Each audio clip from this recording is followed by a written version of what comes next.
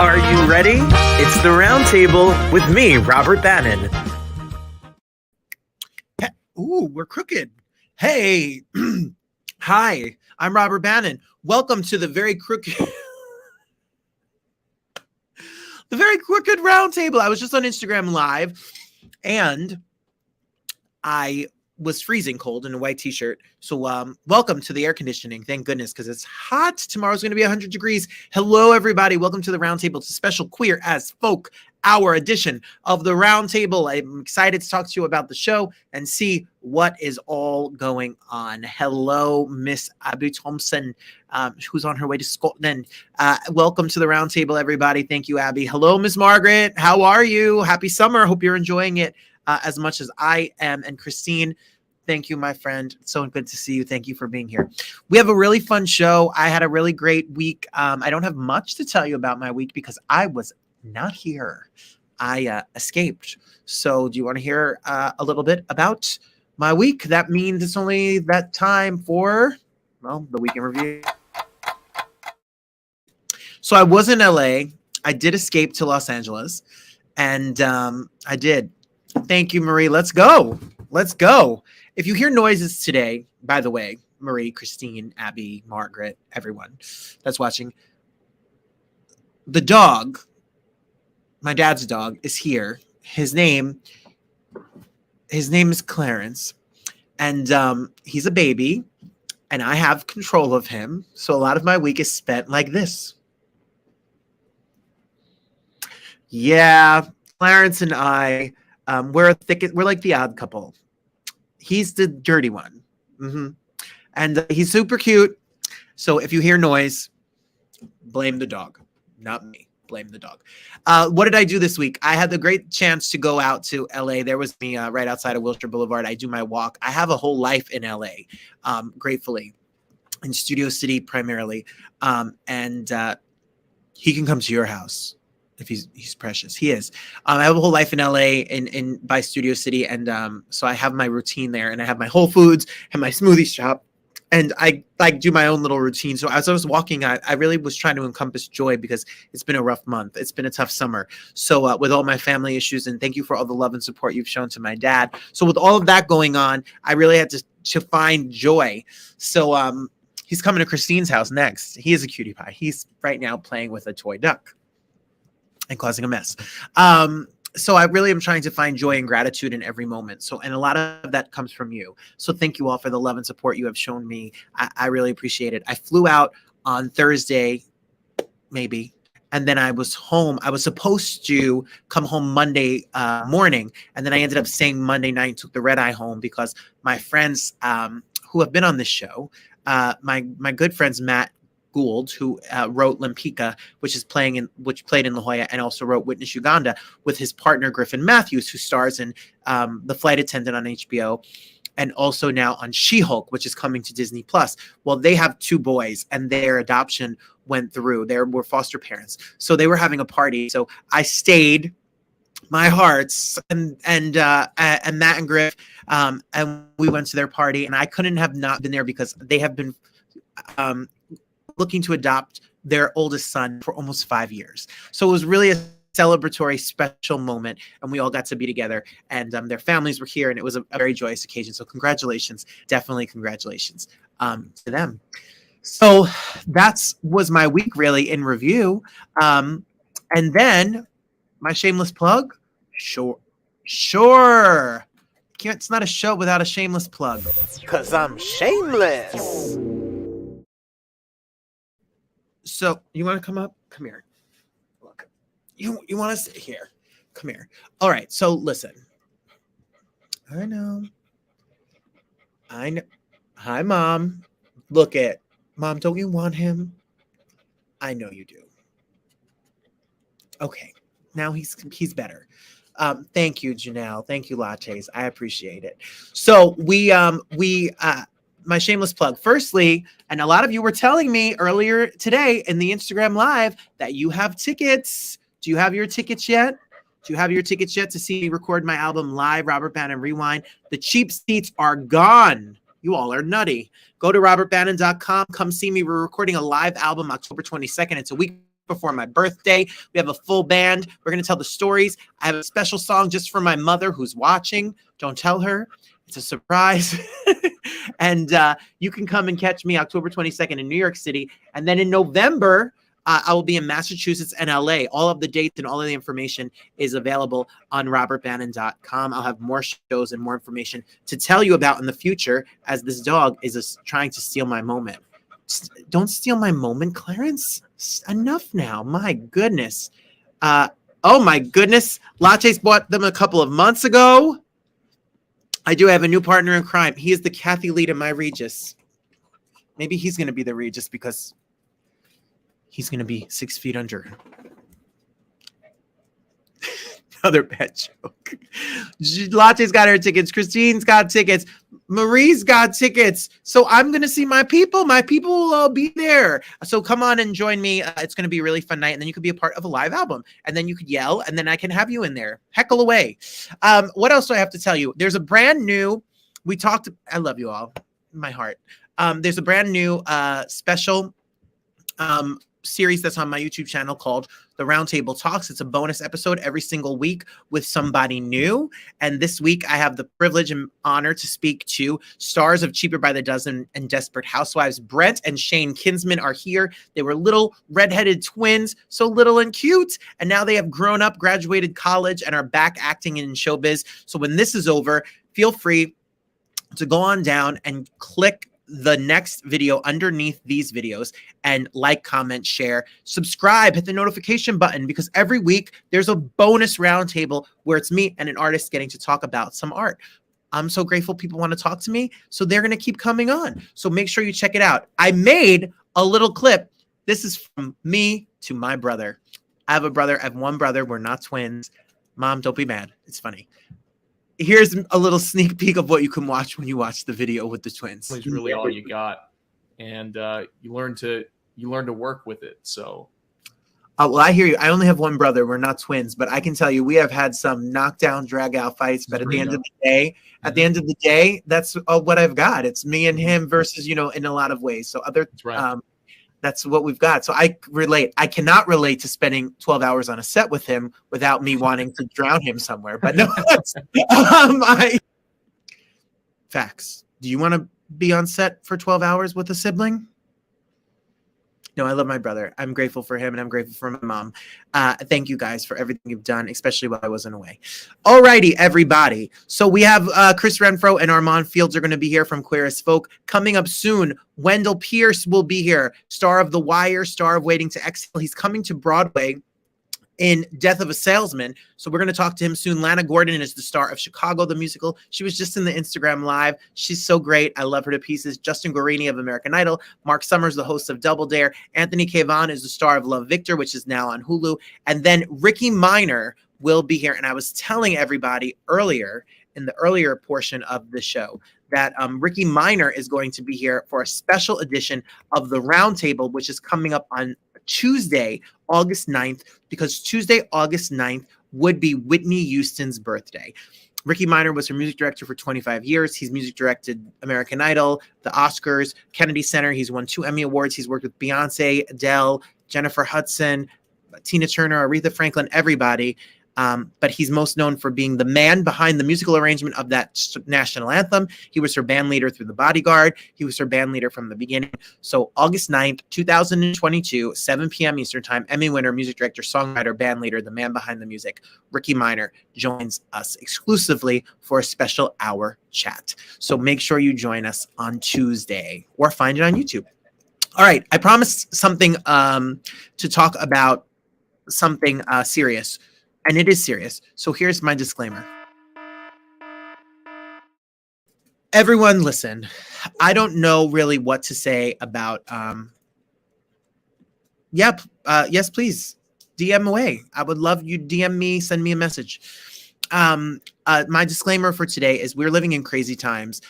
We've all been through COVID, which has been very scary. And as we continue to go through these crazy times, Brandon Black, who was on this show, who's the star of the last Medea movie. I promised him I would talk about this. He's encouraging all of his friends and family to talk about the monkeypox vaccine and to talk about monkeypox. In the queer community, monkeypox is an issue. In the straight community, monkeypox is an issue. In very many ways, it's very reminiscent to me of the way that the media is not talking about it and how it's being stigmatized as to being a part of one community. While that one community is most at risk, what I would like people to know, and do your own research and talk to your own doctor, is that this vaccine is a vaccine that's been around for a long time. While vaccines like the COVID vaccine can be controversial for some people, even though I'm boosted to the tilt, it's that this vaccine has been around forever. It's been given in Africa. It's been given in the United States. It's been given for a very long time. And I think it's important that people understand that we're in a time where we can really get people injured and sick. I have a friend of mine in LA who posted a friend of his who has a hole from a legion on his face from not being protected. I've heard people. So this is a little bit of information. All of this information on the CDC website about what it is, what the symptoms are, how you can stay away from it, what do you do if you're in contact with it, and how to get the vaccine. Let's stop the stigma. Let's talk about it. Let's not shame anyone for having questions or going for the vaccine and assuming what their lifestyle is or what they're doing. Let's just keep us safe. We've been through enough of a pandemic. We've been through enough of a problem. I think it's time that we just get ourselves out of this. So if you like that message, great. If you don't like that message, go watch someone else. But I want people to just know that it's important that we're all in this together, and that go get the vaccine. If you're at risk, please go be safe and protect yourself. All right. It's the summer. And as a teacher in the summer, I get the privilege and pleasure to take the summer off, kind of. And while I'm off, I love to sit and watch television shows. And I've kind of become modern in the fact that I binge watch them, which I used to hate because I used to like to watch them every week. But now I love to sit down on a rainy Saturday and watch an entire series. And I did a couple of weeks ago. I sat down and I watched the first episode of the reboot of Queer as Folk on Peacock, and I fell in love with it. So this episode is our first edition of a special Roundtable news segment that will take us to the end of the show called The Binge Watch. All right, so as we talk about some of our favorite summer binge watch shows, Queer as Folk, the new reboot is out on Peacock now. It is such a wonderful adaptation of a story and stories that need to be told. And there is somebody who is a star on this show from the second they enter the screen. Chris is here. Chris Renfro is here. He's Daddius, and we're going to get all the scoop about there. And there you are. Hi, Chris. Hi, how's it going? Wonderful. It's so nice to meet you. Thank you for being here. Thank you for sharing what a wonderful portrayal and performance you have on this show. I'm of an age where I remember the original, and I'm grateful that it's here. People need to hear these stories and be represented in that way. So thank you. Yeah. I mean, it was so cool for me to be a part of it. I remember watching this show in my bedroom growing up with like the volume turned all the way down, or like sneaking time while my parents were smoking cigarettes in the garage in the living room and having like Nickelodeon or the CW on like channel recall when we used to have that. Yes. So it's very cool. It's been very cool for me. Well, I know a little bit about you. Okay. I know that you have a little bird told me that you have quite the improv experience background. You have been acting for quite a moment, and you've had a pretty big social media presence, YouTube videos. Like people may recognize you from some of the other viral work that you have done. Yeah, perhaps. I mean, like the short of my story is that like I started out doing music, and then in high school got into drama, and then really got obsessed with that, and ended up going to school, college for musical theater, and I thought that was going to be the only thing I ever did. But then after doing a musical in New York at the end of my college experience, I decided that I really actually didn't enjoy it as much as the people around me, and I mean, anyone that's been to drama school can tell you that like teachers are like, if this is not the only thing you can do, please don't do it. And I knew acting was right for me, but it wasn't that. So I came and did improv stand up and sketch for 6 years and pretty much only did that at the UCB and Groundlings.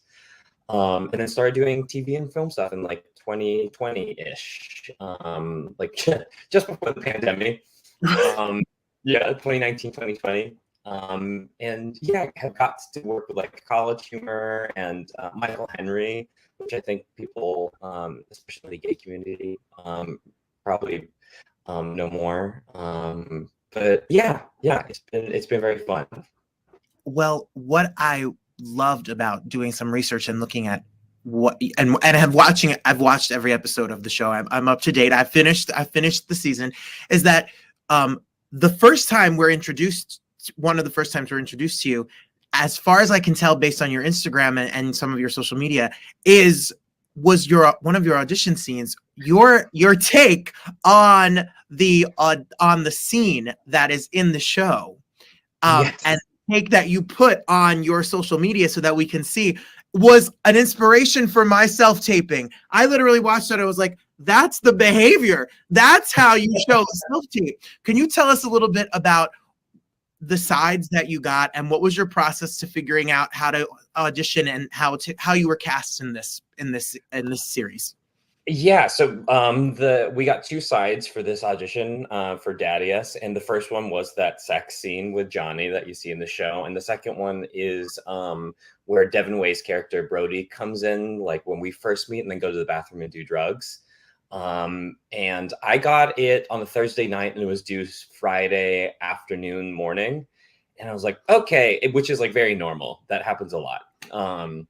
It's like, okay, so we don't really have time to prepare. So I just have to get really comfortable really fast. So I immediately texted one of my exes and I was like, you're an actor. I feel comfortable with you. You've seen me at my most vulnerable. Will you put me on tape for this sex scene? And they immediately were like, yes, absolutely. Let's do it. And so Damien really helped me, like, really coached it the next morning, and we just kind of knocked it out and had a lot of fun with it. We have like a really great rapport, and she was instrumental in this happening, you know. But it really was not a lot of time to think. It was just kind of go. What if we do this? What if we do this? It's just had some really fun.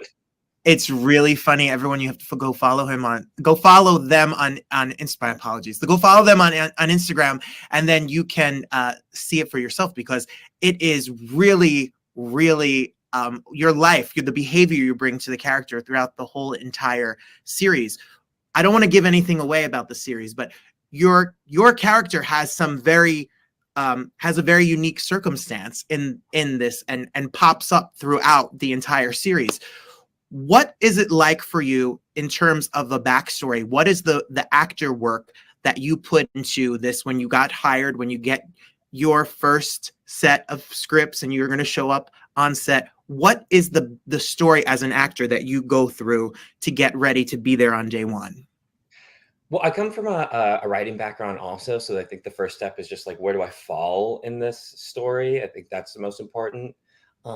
But also, like, I have such a special circumstance in the show. I'm trying to like figure out the words with like how to talk about it without ruining it for folks who haven't seen it. But I can say that I do have a really contained story, a couple contained storylines.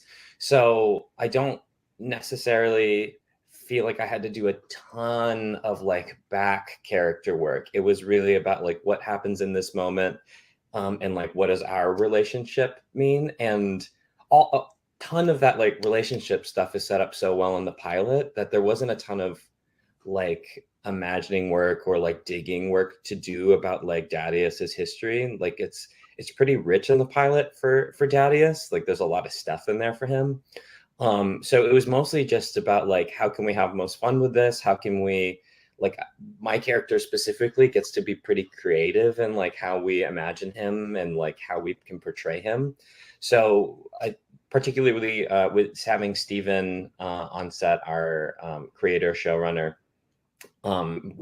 he just gave me like a lot of room to play, improv a ton, and just kind of feel out what was right in the moment. We would try like 3-4 10 different things for every scene, every line, and just kind of would figure it out later. That's what I was going to ask you. You had brought up the Groundlings and your experience, and anyone that's not a nerdy actor or into this world, the Groundlings is a legendary group of improv that, you know, every famous improv artist has really come from. Many of them are movie stars, television stars, Saturday Night Live. Like it's a breeding ground really for comedy and art. I was going to ask you, bringing that skill set to the set, were you allowed to play with your character? Were you allowed to improv and come up with ideas? So much, so much. Like from day one, I think there was this moment where our there's a person on set that is like constantly watching the script and making sure that we hit all the lines and the beats and actions correctly to make sure everything stays the same. And we got a note from him on day one. Devin and I filmed the very first scene together, and then I remember Steven coming up and being just like, Chris is going to improv, just let them sort of do that. It was like that for the rest of the season. It was so much fun. It's so much fun. It's like really what I love to do. So I would say maybe like a good 30% of my lines in this season I got to improv. That made it into the show. There's so much stuff that didn't make it in. I can imagine. What does it mean for you as an artist to have been presented this opportunity? And then I'm sure you're getting a ton of messages from a ton of people. I'm sure, you know, you have absolutely received a lot of inspirational messages, all sorts of things across the board. Have you noticed the need as a person and now as a performer for more material like this? It makes my heart happy to see that I can turn on the television or stream something and feel myself represented by the shows in my own personal life. How has that been for you to be a part of something like this? I mean, it's been really cool. I don't have any other words for it. It's just been really cool because I know I crave this, and it's not any surprise to me when people reach out and be like, this is cool for me. This is like what I needed. Because I'm like, yeah, I know, me too. And I'm just like lucky enough to be on this end helping be like a very small part of it. I think the ones that touch my heart the most are like the Filipinos and Filipinas out there that reach out, because like there really no represented South Asian or Southeast Asians on TV. I mean, of course there are literally some, but only some. And so to have Filipinos represented in a queer space, brown Asians represented in a queer space, and and celebrated at that, and not being the only one having such a bot on camera also. Representing as like the hottest Asian around, the hottest guy I've ever seen. You know, it's really cool. It's just very cool, and to get those messages being like, it's nice. Like I wish I had this earlier, but I have this now, and that's very cool. For sure, I know that a lot of young LGBTQIA plus community and youth are getting to see and be represented in something that they never get a real chance to be more than ever. So that's like really work. Like that's some beautiful work that's being done. The acting grind is hard. It's a hard grind of a lot of self-tapes and a lot of rejection and a lot of no's. What was it like leading up to this? You know, what is your journey? Are you originally from LA? Are you transplanted to LA? What is a little bit of the backstory that led you to where you are today? Yeah, I'm born and raised in Southern California, Riverside, which is like an hour outside of LA. If I am talking to someone that's not from LA or from California, I just say I'm from LA. But it's really the greater suburbs of LA. And then I went to school in Orange County in Irvine. Like I said, I went briefly to New York, but came straight back here to LA proper, and I'm in Hollywood right now. Yeah, but it's kind of like, this is always what I've wanted to do. And I've had a lot of support to get here. It certainly hasn't been easy, but I've surrounded myself with like a huge network of people that believe in me and like can like sort of like hold me and cuddle me when I'm feeling down. Yeah, like I wish that I had started doing TV and film stuff earlier. I just turned 30 in February.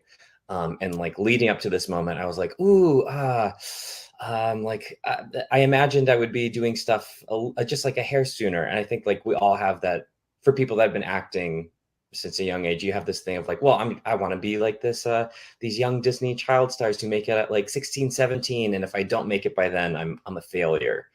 and it's like really hard to shut that thing off. But it took me a long time to get any wins. I keep a document of every audition I go on, and Queer as Folk was my 90-second audition before I got anything,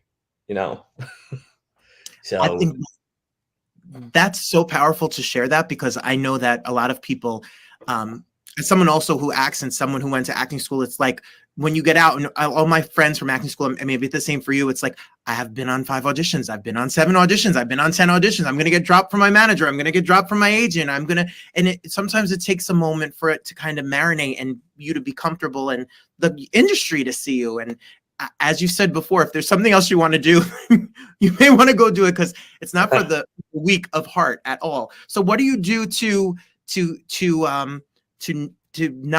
not act and not be on in front of the camera? Someone that we both know said you have to ask them that they bake. Is this true? Are you a secret baker? Are you like in the kitchen whipping up cakes and pastries and cookies? I am. Yeah, I got really sad during the pandemic, which isn't a unique story. It was during the election, and I was one of the people that was just on my couch 24/7 watching the news cycle, and it was like rotting my brain, because like it wasn't a happy time by any means. And by the time we found out that Biden won, I wasn't excited. I was just relieved that I could stop watching the news. And so I was like, I need something mindless and happy and free to watch. So I just watched every episode of The Great British Bake Off. And somewhere around like season 6 or something, I was like, I wonder if I can do this. And my roommate at the time, Alfred, had a bunch of cake equipment because he had gone through a similar, I wonder if I could be a baker phase. And so I just started baking every single night for like 4 months. Until I got very good. And I have them on my Instagram, but like I try to bake these like artistic cakes, and it's really nice if you can't afford therapy to bake it.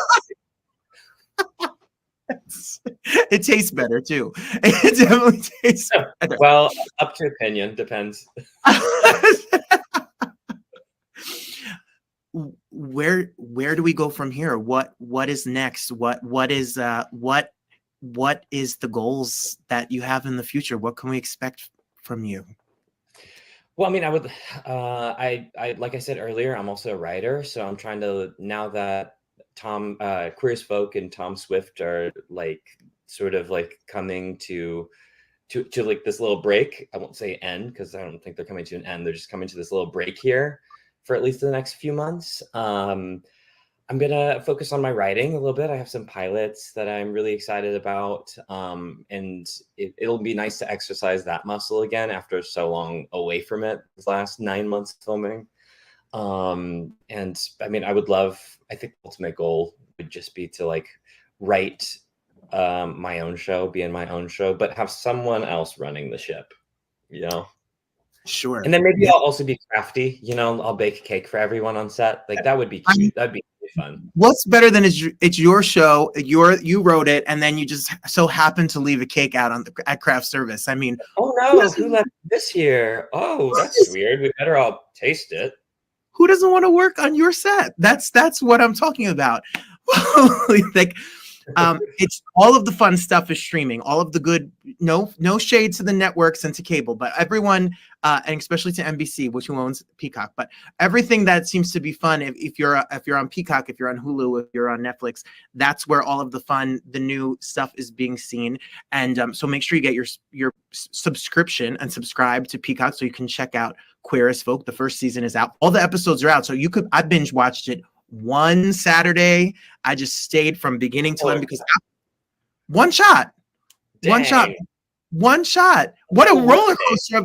What a day. It starts off with a bang, and by the end I was like, oh, I feel like I've lived 10 lives with all of the characters in this family. That is crazy. I love that so much. The ensemble is so strong and you all come with such great backgrounds. If it's Devin, who you've seen him on Grey's Anatomy and wherever, and Johnny's on Hacks, and all as a group, you all bring so much to this life. And it's a specific story. It's from New Orleans, et cetera, whatever. But you guys are something that is so special, the chemistry amongst you all. Do you guys look forward? Do you all look forward to more work, more queer as folk to come? No, we hate each other, unfortunately. That's it. Well, it's terrible. No, we're all on like several group chats. We don't even have just one group chat. We have each one is dedicated for something else. One is for like memes. One is for just like roasting each other. Like we love each other. I mean, I see Finn Argus every day. We're best friends. She's my best friend, and like the show. Knock on wood, if nothing else comes of it, we all got each other. And we like fly across the country to see each other still, you know. It's cool. We lived in gay summer camp and we found a bunch of best friends. And at the end of the day, like it was worth it for that, if nothing else. So well, I hope I get to see them all together in the same room very soon.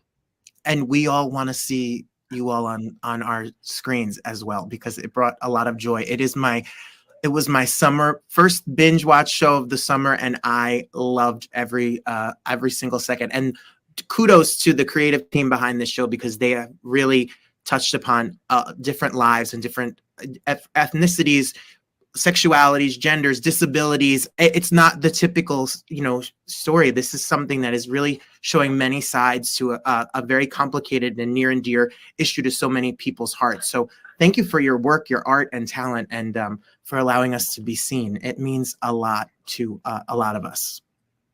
Thank you. Thank you. Chris, we're going to be watching for more of you. Everyone's going to follow you. We're going to follow you on IG, and everyone make sure to check out Queer as Folk on Peacock.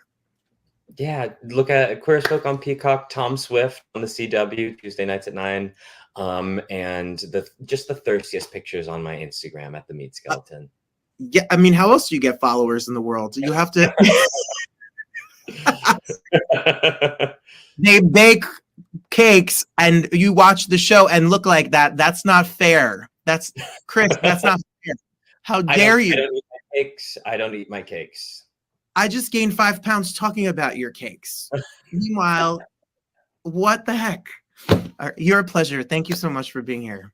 Thank you so much, Robert. I appreciate you. Okay, you want to see looks? You want to see serving looks?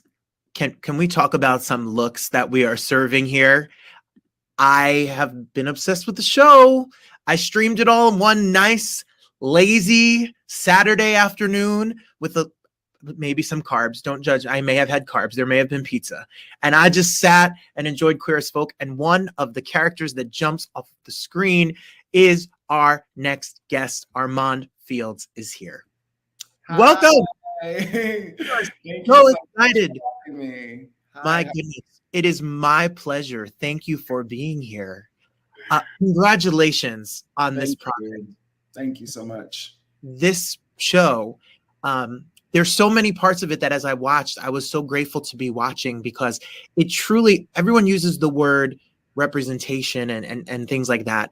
Mm-hmm. This show has made a concerted effort to really show a lot of various different subsets within this community. Yeah. What was it like when you first got the chance to audition? And what was it like when you saw the script? What was your process to being a part of it? I mean, yeah, well, the first audition that I got for it, and I also caught wind that they were doing a reboot. It was a character that I was like, I don't think I'm right for this. And so, but I was like, this is amazing that they're wanting to do this story and wanting to like show everybody, And I was like, I really want to do this project, but I was like, this character's not me, but let me at least put myself on tape for it, And then a couple weeks had went by, and then my manager sent me another breakdown, and it was for Bussey. And I was like, oh, this is it. This is my way in. I put myself on tape, got into drag, full drag, and I wish I could say the rest is history, but it's like one of those things where it's like waiting. You know, I got the call back like 2 weeks after the first audition, and that was with all the producers and Stephen and Jacqueline. And then it was just radio silence. But my manager was like, they really like you. They don't want you to book anything. But, you know, so it was probably late October that they were like, we want you. And I had 2 more callbacks leading up to that. And I was just like, I just had to like let it go. It's like one of those things where it's like you really want it, but you just like I constantly every day let it go, let it go, let it go, let it go. But yeah, and then you got to be in New Orleans in a week. Oh my god! Of course, hurry up and wait, right? It's like hurry up, get the self-tape and hear nothing, and then be here tomorrow. Exactly. I had heard bits and pieces of this. Chris Renfro is a friend of my partner's. They've been in LA for a moment together. Yeah. And I heard that they got cast in the show. And then I was like, I remember being a little queer boy, staying up late, watching it on and muting the television to see a piece of the community that I wondered if I was a part of at a young age. Yeah. And now I'm sure there's a whole new generation of people who get to see themselves represented. Where are you? Tell us a little bit about your history. Where are you from? How long have you? I'm originally from Oklahoma City. Shout out Boomer Sooners. And I moved to Chicago as soon as I could when I graduated high school. And then I was in Chicago for a good long time and did a lot of the Chicago theater scene and did drag out there, you know, and really like cut my teeth. Like I love Chicago, just the hustle of the Chicagoans, you know, it's like nothing else. So it's just like really prepared me. And then went to LA, you know, tried that a couple times. LA is like the person I can't quit, but like it's that unhealthy relationship. It calls you and you answer. No, I hear you. You know, and so when I came to New Orleans to film, I'd never been here before. And I just fell in love with the city, the people, the music, the food, like everything. And I decided to stay here. I mean, all of the auditions, thankfully, are virtual. So, but, you know, at the same time, I feel like LA is just like over there chilling in the cut, like, oh, you'll be back, you know? And I'm just like, for you. Well, that's the business. What it's a coastal business, right? It's New York and LA, but it's so great about the self-tape. I know that you self-taped for this, and I'm sure you get plenty of self-tapes. For all the aspiring artists that are out there that kind of watch, what's your, like, when you got a copy for, don't mind my unprofessional dog. When you he was like, I hate the self-tapes. We all, I hate them. My goodness, my apologies. What is your advice? What is your process when you get that copy, when you get those sides to handle? I mean, you know, first thing is like, try to read the scripts if you have access to it. Like read the script, get a full idea of the character and the world and the character's place in the world. And for me, you know, it's like, I want the text and the characters sort of like jump out the page and like see what I could like latch on to. And that's the thing. It's like really like you want to work, but also you don't want to do everything. But also you sometimes don't know exactly what you're passing up, you know, if you're really selective. So, you know, I trust my team. And so sometimes there's some things that I'm like, I don't feel this for me, but like sometimes they'll be like, no, go do it, you know? And then when it's like that, it's just sort of like, okay, well, let me like really sit with this script and see, you know, what resonates for me. And then, you know, start to like daydream and kind of see how or where this could fit in my body and in my voice. And then, you know, just getting into the text, memorizing the lines. You know, I like to record the other person's lines on my phone and try and space it out to give me enough time to like fully like read back and forth with them. And then, you know, it's just getting on tape, making sure it's a lot of work. Like people don't think about this, but it's just like, yes, sometimes auditioning on a tape is easier because then you have a little bit more control. But you really want to sort of create this world and this character within this like little box. So it's like making sure your eyesight and eye lines are correct, and making sure that like when they watch you, they see what you're watching. You know what I'm saying? They're seeing who you're talking to. And so that's, you know, that is a challenge in itself, because you're like, I don't have these things in my actual space. But, you know, and just really trying to just like make it real and truthful and honest. That's I think that's the best, as the greatest advice. Make it as real and truthful and honest as possible. Yeah. And it's become the beast of this whole business is the dreaded self-tape, where it's a lot of it is on your own, and it's a lot of creating life out of nothing really. Yeah. The show, without giving too many spoilers for people who have not watched it. Okay, if they haven't watched it, like, one, like, what are you waiting for? Two, yeah. Peacock subscription is only $5, $4 if you don't want ads. Like, and it's everywhere in the world now, so you really don't have an excuse. I saw it is worldwide. Congratulations. Thank I had you. a Peacock subscription already, because don't judge me, they have the housewives on there. And you know, it's like the potato chip of television. It's just, you know, you can just have one franchise, you know? right. So then I was able to stream the entire series. And from the first episode, with, again, if you haven't watched, from the first episode, you're dealing with very relevant current events, issues that are within the world, besides in the LGBTQIA community, but globally as well. I know, doing a little research on you, that you are someone who has been quite the advocate for youth. You are a mentor to many people, and you're very outspoken about causes of sexuality, gender, racial divisions, police brutality, etc. What, as an artist, how do you marry the two together? What role as an artist do you see socially, and what are the causes that speak to you? Yeah, I mean, just being Black and queer alone, there's so many things that are intersectional through my experience, and, you know, are individual, but also general to a lot of people who identify as I do.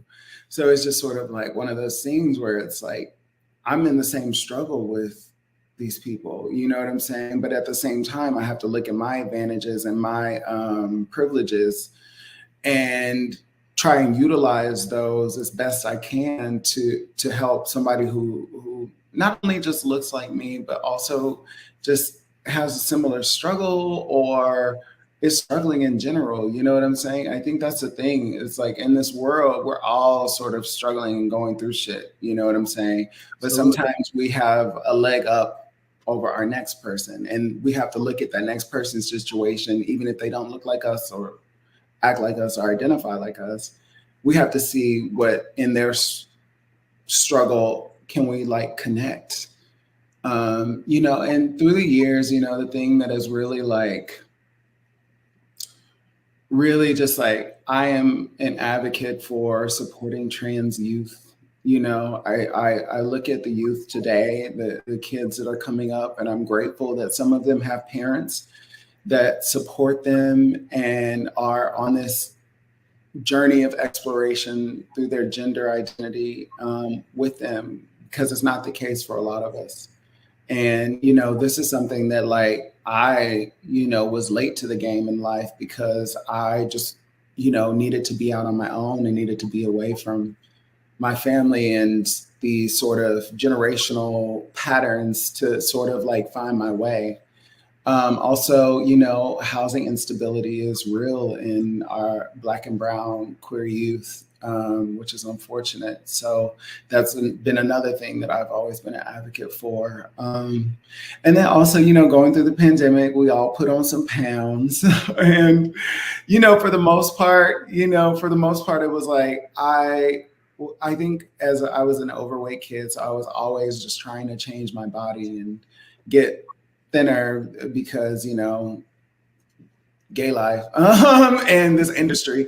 But it was just like, you know, experiencing that, you know, and being the heaviest I had been in life, it was just like one of those things where I was like, okay, I know to change things, I have to embrace my current situation. You know what I'm saying? And just trying to find ways to do that. And that's the thing. And also it's just sort of like, as I'm on this journey, just like honoring where I'm at, because, you know, it's different for everyone. And it's like, no matter what shape you are, it's like, if you're unhappy, like, what can you do to change it? But at the same time, there is happiness to be found where you're at. And so I would like to just be a voice and an example of what that looks like. You bring up so many valuable, important points. And I know you mentor people, and I read about Hillman grad mentor program. Mm-hmm. I'm interviewing a couple of this year's class tomorrow that they'll be on to talk about. And when I was thinking about children, because I'm a teacher, an out queer teacher in an elementary public school, and a lot of students come up to me and talk to me about their parents, trans students, queer students. They come up and they have all these questions and they want these solutions to things that sometimes you have to figure out on your own. But when you see people successful, happy, you know, the non-stereotypical in the sense that we're functioning parts of society, I think the work you're doing, it saves generations. Like the work that you're doing, the work that's being done out there. I wish I had it when I was a child, to see and hear someone like you talk the way you just spoke. It's very, very powerful. Thank you. And same, you know, and one of the things is that we don't realize is that, like, while we're also trying to help others, we're also going through things and trying to figure out life on our own terms as well, you know? And so it's just sort of like, how do I know that I cannot show up for others until, you know, I put that oxygen mask on for myself. So it's just like one of those things where I'm grateful that there have been times in my life where I have been able to help others, and then times where I recognize that, like, okay, maybe I need to like refocus and get my shit together. Can I say sorry? You can say anything you want. Okay. We're on the internet, so where you say whatever you want. The StreamYard, baby. Sorry. That should be their new commercial. Well, on a lighter note, you were talking about physical appearance. You're absolutely beautiful. Thank you. You're beautiful on the show. You're as charismatic and fun. What fun text, what fun behavior to be able to have in the show. You play such a pivotal, important part in the kind of the center of all of this craziness that goes around you. What was it like for you? I know you have experience in drag. I know you have experiences performing. What was it like, the looks? I have some pictures of some of the looks through the show. Did you have any input? Did they just say, sit down and we're putting this, like, what was the process about getting into the character? Oh my God. I am so forever grateful for Christina and Courtney, our amazing costumers, and Paisley, our person who Kaisley, who made our costumes. Some of them, you know what I'm saying? And I'm also grateful for Randy and my Shoni, who was like my hair person, and my makeup. Oh my gosh. Can we talk about Michelle, who slayed the game with my makeup, and Bailey, both of those two individuals. Like, yeah, we called it the Bussey Brigade. Because every time I came to set, I came with a full-on entourage. I just remember, like, oh my gosh, like the episode 8 look, you know, it was just like, I had huge peignets. I had this like 2-foot hair. And then I had these like boots that were like thigh high, but like, it was crazy. And I just remember, like, there was a photo where like they were like strapping up my boots, and it was like literally like 8 people around me. Everybody had their camera phones out because we were like in the club. It was dark. It was so fun. But, you know, creating the looks, I was grateful that they really, you know, relied on my experience as a drag performer. And I also have a background in fashion design. I went to school at the Art Institute of Chicago for fashion design. So I had a lot of just like references stored in my phone and just in files of like things that I've always wanted to do. And then coming in and like you know, having the creative freedom to make some of these looks come true, you know, I was really grateful for. And then also shout out to Marco and Domino Couture out of New York. You know, those two amazing designers did a couple of the looks, and I'm just, yeah. And then just like learning what kind of like works on my body, and then being able to be like, okay, so here's like the general idea, and here's what we want to go for, and here are things that we want to avoid, and then like giving it to these designers and just being like, what you got, you know? And then them coming back and, you know, all of us being like, oh, yeah.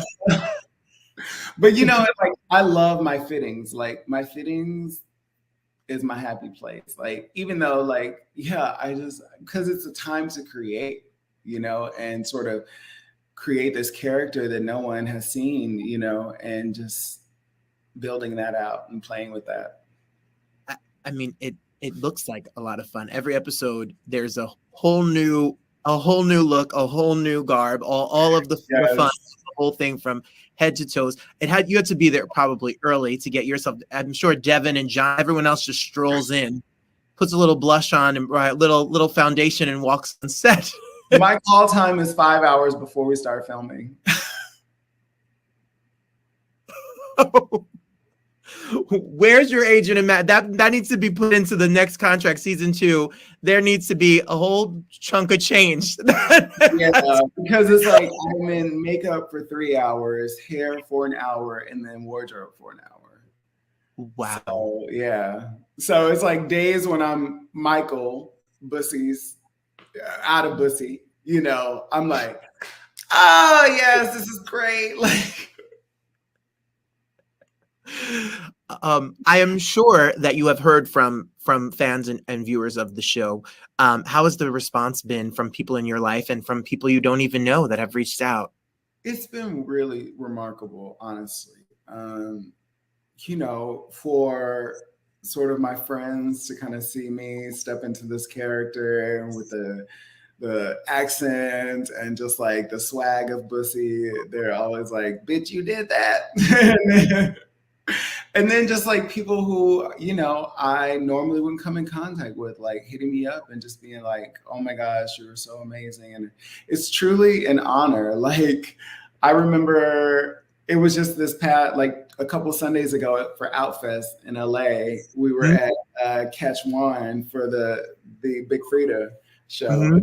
And like this couple, like just like tapped me on the shoulder at first, like because I was like, oh, I'm worried that I'm like standing in people's way because I'm like 6'3", and they like tapped me on the shoulder to like tell me how much they appreciated my character on the show, and they have just lovely things to say. And then Big Frida, I mean, hello, yes, yes. I mean, getting like.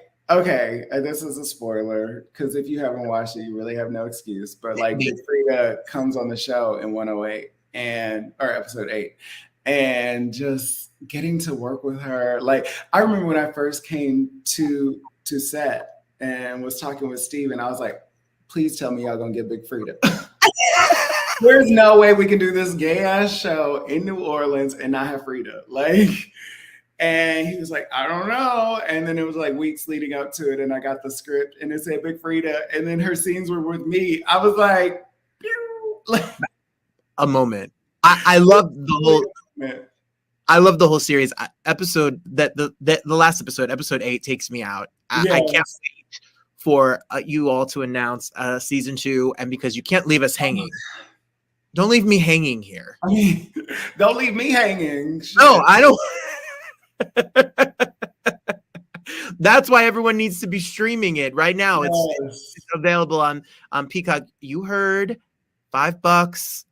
It's literally, you can't even get a cup of coffee for $5. So you can get these 8 hours of entertainment.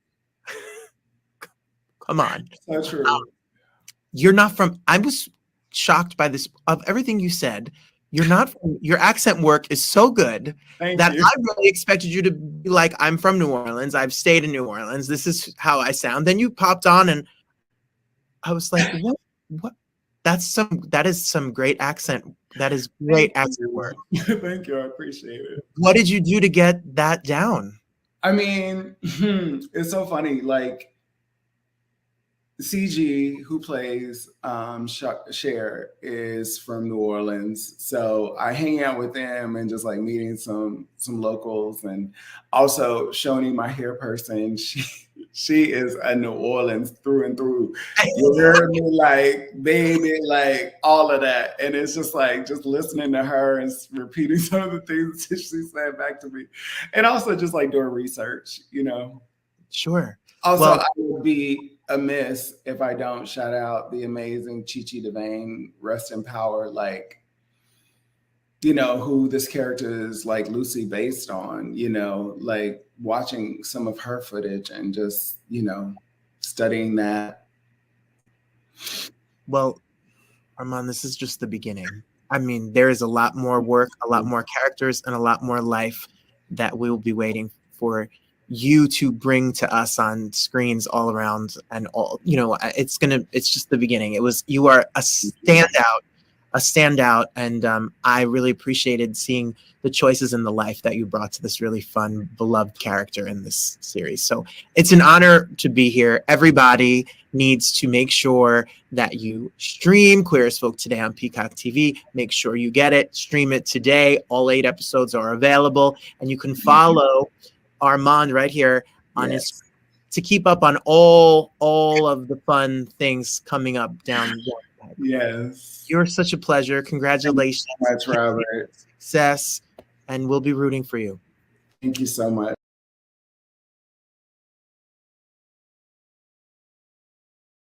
Armand Fields, Chris Renfro. There you have it. I see Abby streaming. It's really fun. You would love it. You would really love it. They're a beautiful drag queen. You'd love it. And thank you, Marie. I do enjoy the guests. I'm so lucky that I get to create the guests and invite them. And hopefully they're people that I like. So I'm very lucky for that. Armand is a wonderful human for sure. Yes, Christine, they are a great human, knowledgeable, fun, and definitely a star. I can't agree with you more. And so is Chris. They're both wonderful. So make sure you check out Queer as Folk. It's streaming right now on Peacock. Tuesday, Whitney Houston. Look, they're here. Armand, we're going to be posting this in every group all over the place and get big gigantic numbers so that people can spread the word and see the show. Thank you, Janelle. They are wonderful, right? They're both wonderful. Armand is a star, and he's shining a beautiful light from that heart. So I'm really honored and excited that we got to talk to them. All right. So up next week, Tuesday, please come and join me. I know you will. Ricky Minor is here. We're celebrating Whitney Houston. It's her birthday. Ricky Minor has been the music director for Whitney for 25 years. He's the music director behind the Kennedy Center Honors, the Oscars, American Idol, The Tonight Show. But for me, it's Whitney all day. So I'm excited to celebrate her birthday with us all together. And yes, they're both fabulous and they're both stars. So thank you so much to Armand. Thank you so much to Chris. Thank you so much to you. And I'll see you on Tuesday, 7 o'clock, 4 o'clock Pacific. Until then, see you later. Make sure to check out the conversation we had with the stars of Cheaper by the Dozen and Desperate Housewives. Those twin boys have grown up. That's the Roundtable Talks bonus. It's on YouTube right now. Till next time. Thank you, everybody. Get Peacock. Armand, $5.